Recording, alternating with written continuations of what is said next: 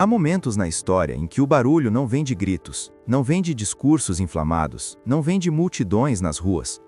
Há momentos em que o barulho vem do silêncio, do som repetitivo de passos no asfalto, de um homem caminhando enquanto muitos preferem ficar parados. Foi exatamente assim que começou a caminhada de Nicolas Ferreira. Não foi um evento patrocinado, não foi uma manifestação cheia de trios elétricos, não foi um espetáculo montado para fotos bonitas. Foi um gesto simples, quase primitivo: caminhar. Um pé depois do outro. Quilômetros de estrada, sol forte, desgaste físico, cansaço visível. E ainda assim, um simbolismo que incomodou mais do que qualquer comício lotado. Porque quando alguém decide caminhar contra algo maior do que ele, a pergunta não é para onde ele vai, mas por que isso está incomodando tanto? E antes de continuar essa história, eu preciso te fazer um pedido rápido. Se você valoriza conteúdos que questionam o poder, que não repetem o discurso pronto e que tentam ir além da superfície, já deixa seu like e se inscreve no canal. Isso ajuda esse vídeo a chegar em mais pessoas que também sentem que algo não está normal no Brasil. Agora eu quero muito saber sua opinião. Comenta aqui embaixo. Você acha que essa caminhada é apenas um ato simbólico ou um sinal de que parte da população não se sente mais representada pelas instituições? Seja qual for seu ponto de vista, escreve nos comentários, porque é ali que a conversa de verdade acontece. Agora sim, vamos continuar. Desde o início tentaram diminuir. Disseram que era encenação. Disseram que era marketing político. Disseram que era irrelevante. Curiosamente, quanto mais diziam que não importava, mais se esforçavam para falar sobre isso. Se não incomodasse, seria ignorado, mas não foi. Nicolas não estava apenas andando. Ele estava expondo algo que muitos fingem não ver. Um sistema político que reage com força desproporcional quando alguém sai do roteiro esperado. Um sistema que tolera o barulho controlado, mas teme o gesto simples, imprevisível, difícil de enquadrar. A caminhada não surgiu do nada. Ela nasce de um contexto de tensão, de polarização, de desconfiança institucional. Um país cansado de discursos que não se cumprem, de promessas vazias, de decisões que parecem sempre cair sobre os mesmos lados. Um país onde milhões sentem que sua voz foi empurrada para fora da sala, enquanto decisões importantes são tomadas sem consulta, sem debate real, sem espaço para contestação. Nicolas entendeu algo que muitos políticos ignoram. As pessoas não querem apenas ouvir discursos, querem ver coerência, querem ver alguém disposto a pagar um preço.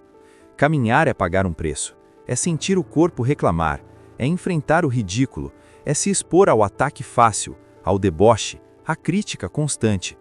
E mesmo assim ele caminhou. Não foi confortável, não foi seguro, não foi conveniente, e talvez por isso tenha sido tão simbólico. A reação não demorou. Surgiram alertas de segurança, recomendações, tentativas de enquadrar o ato como risco iminente. Em pouco tempo, o foco deixou de ser o motivo da caminhada e passou a ser a caminhada em si. Como se o problema não fosse a mensagem, mas o mensageiro. Como se o incômodo não estivesse no conteúdo, mas no gesto. Essa inversão é clássica. Quando o sistema não consegue responder ao argumento, tenta deslegitimar a forma. Quando não consegue enfrentar a mensagem, tenta controlar o movimento.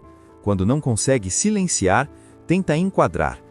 E aqui surge a pergunta que muita gente evita fazer. Por que uma caminhada pacífica, sem violência, sem depredação, sem confronto direto, gerou tanta reação? Por que tanto cuidado, tanta vigilância, tanta preocupação? A resposta talvez esteja no efeito dominó. Porque se um pode caminhar, outros podem seguir. Se um pode sair do script, outros podem questionar. Se um pode expor fissuras, o verniz começa a rachar. Nicolas se colocou como símbolo, gostem ou não dele, não apenas como deputado, mas como indivíduo. Um corpo caminhando representa algo que gráficos, discursos e notas oficiais não conseguem neutralizar facilmente. É concreto, é visível, é humano. Enquanto ele avançava, surgiam imagens, vídeos, relatos, pessoas parando à beira da estrada, apoiadores caminhando alguns trechos, outros apenas observando. Não era uma massa organizada, era algo mais orgânico, imperfeito, justamente por isso difícil de controlar. E então vieram as ameaças, vieram os alertas, vieram as medidas de segurança. O uso de colete não foi um gesto teatral, foi uma resposta a um clima real de hostilidade. Quando um político precisa caminhar protegido, como se estivesse em território inimigo, algo está profundamente errado com o ambiente democrático. Mas novamente tentaram inverter. Focaram no colete, não nas ameaças. Focaram na imagem, não na razão. Focaram na caricatura, não no contexto. Esse é outro padrão conhecido. Transformar o desconforto em meme, o questionamento em piada, o gesto em chacota. Porque rir é mais fácil do que responder. Debochar é mais fácil do que explicar. Só que o riso não apaga a pergunta central. Por que isso incomoda tanto? Talvez porque a caminhada expôs um contraste incômodo. Enquanto muitos discursos falam em povo, poucos se misturam com ele. Enquanto muitos falam em sacrifício, poucos estão dispostos a sentir dor física real. Enquanto muitos falam em coragem, poucos saem da zona de conforto. Nicolas saiu. E não saiu para um palco iluminado, saiu para o asfalto quente. Não saiu cercado apenas de aplausos, saiu cercado de incertezas. Não saiu com garantias, saiu com riscos. Isso não transforma automaticamente alguém em herói, mas transforma o gesto em algo que merece ser analisado com seriedade, não com desprezo automático. A sublógica política brasileira se acostumou a lidar com extremos previsíveis, com manifestações grandes, barulhentas, que podem ser controladas, contidas, enquadradas juridicamente. O problema da caminhada é que ela foge desse molde. É difícil chamar de golpe, é difícil chamar de ameaça, é difícil chamar de crime, e ainda assim ela questiona.